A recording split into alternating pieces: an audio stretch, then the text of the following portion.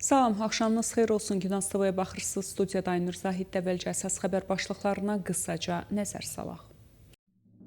Polis 18 yaşlı bəlucu öldürdü. Korrupsiya İrandakı daxili qüvvələri parçalaya bilər. Atəşkəsdən sonra Ukraynaya sülh məramlı qüvvə göndərilə bilər. Netanyahu, Lübnanda yeni bir əməliyyat üçün Amerikanın dəstəyini aldı. ABŞ-nin 2027-ci il üçün hərbi büdcəsi 1,5 trilyon dollar olacaq. İndi isə daha ətraflı. İran polisi Hürmüzqan əyaletinin mərkəzi Bəndər-Abbad şəhərində 18 yaşlı bəluc gənci güllələyərək öldürüb. Bu barədə bəluc fəallarının kampaniyası məlumat yayıb. Məlumata görə Nəvid Reysinyə adlı gəncə əvvəlcədən xəbərdarlıq etmədən atəş açılıb, onun pərakəndə yanacaq satışı ilə məşğul olduğu bildirilib. Davam edirik. Britaniyalı qanunverici Tom Tagenhat bildirib ki, korrupsiya İran inqilab keşikçiləri ilə ölkənin nizami silahlı qüvvələri arasında bölünmələrini genişləndirə bilər. Keçmiş Təhlükəsizlik naziri bu barədə X hesabında yazıb. Sepah İslam rejiminin mafiya keşikçiləri ilə ordu arasındakı uçurumun geniş yayılmış korrupsiya səbəbindən daha da genişlənməsi yalnız zaman məsələsidir deyə o bildirib.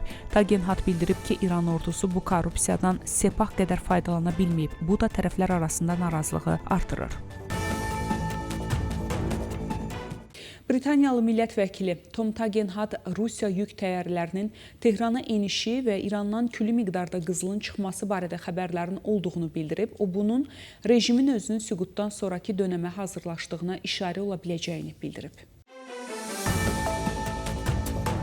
Tagenhat parlamentə bildirib ki, biz həmçinin Rusiya yük təyyarələrinin Tehrana gəldiyini və eniş etdiyini, ehtimal ki, silah və sursat daşıdığını görürük və İrandan külli miqdarda qızılın çıxması barədə xəbərlər eşidirik. O, bunun rejimin özünün süqutdan sonraki dönəmə hazırlaşdığına işarə ola biləcəyini bildirib. Böyük Britaniyanın Yaxın Şərq və Şimali Afrika üzrə naziri Hamish Falconer cavab olaraq bildirib ki, o hesabatlarla bağlı ətraflı məlumat vermək iqtidarında deyil, lakin Britaniyanın toplaşmaq azadlığı və etiraz etmək hüququnun xalqın haqqı olduğuna və İran hökuməti tərəfindən hörmət edilməli olduğuna inandığını bildirib.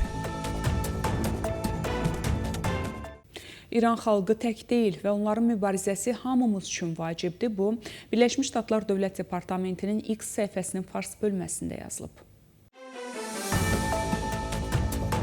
Biz İran xalqının azadlığa, rifaha və daha böyük imkanlara nail olmaq səylərini dəstəkləməyə sadiqik deyə Nazirliyin paylaşımında bildirilib. Paylaşımda həmçinin etirazçıların Tehranda bir küçənin adını dəyişdirərək simvolik olaraq Tramo adlandırmalarına görə minnətdarlıq edilib. Qeyd edək ki, yanvarın 6-sında etirazçılar Tehranda bir küçəyə Tramp küçəsi məzmunlu lövhələr yapışdırıblar. Xəbərlərimiz davam edir. Türkiyə atəşkəsdən sonra Ukraynaya sülh məramlı qüvvə göndərə bilər. Bu barədə Türkiyə Milli Müdafiə Nazirliyi açıqlama yayıb.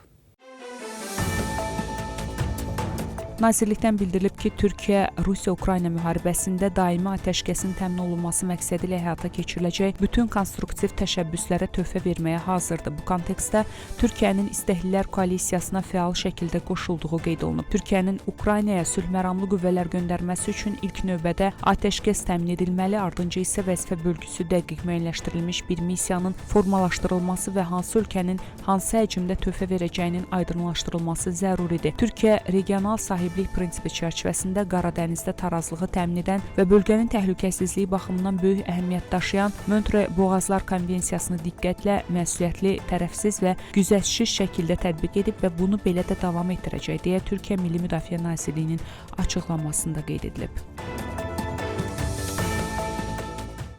İsrail Lübnanda yeni bir hərbi əməliyyat üçün Amerikanın dəstəyini əldə edib. Bu barədə İsrailin dövlət televiziyası olan Kan məlumat yayıb.